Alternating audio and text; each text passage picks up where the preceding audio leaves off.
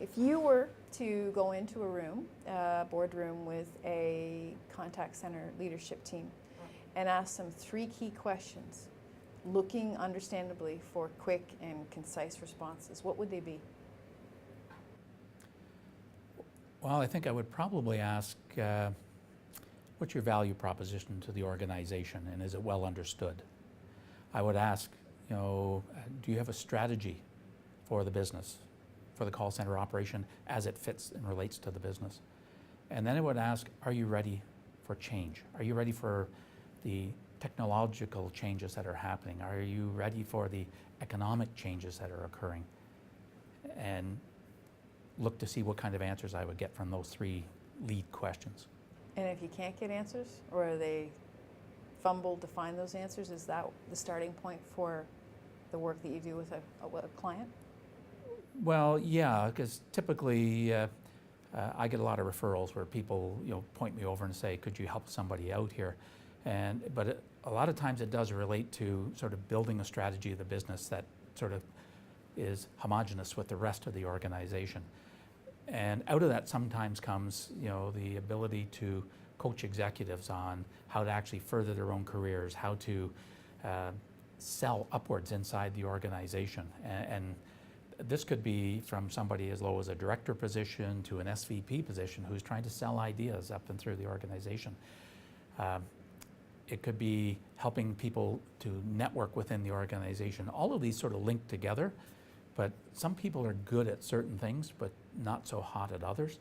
So it really, a lot of the discussion then happens around, trying to develop a plan that would in fact deliver solid results at the end, where they could see that they personally are evolving. They could see that they have a strategy for their business, and they have something that they could actually sell that's viable to the rest of the organization. One final question. Change. Is it a seasonal option, or is change a constant within the contact center? Ooh, well, I think that depends on the kind of business, but I've always believed that change is constant and that change is happening faster and faster. If we think, 5 million years ago, we invented tools.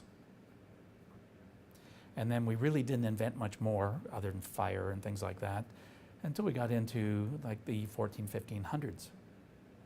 So then things started to pick up, and as we got into the 20th century, after the very first computer was implemented, then the pace of things started to pick up dramatically. And I look at the things that have changed since I left school. That since I graduated school, about half of the world's inventions have been created. And I think everybody could say that, even as they start to evolve and graduate year after year after year, you'll find people being able to say almost exactly the same statement because we're introducing things at such a rapid clip. We've got generations that are coming up through the business force that are not accustomed to doing things the way everybody else used to do things.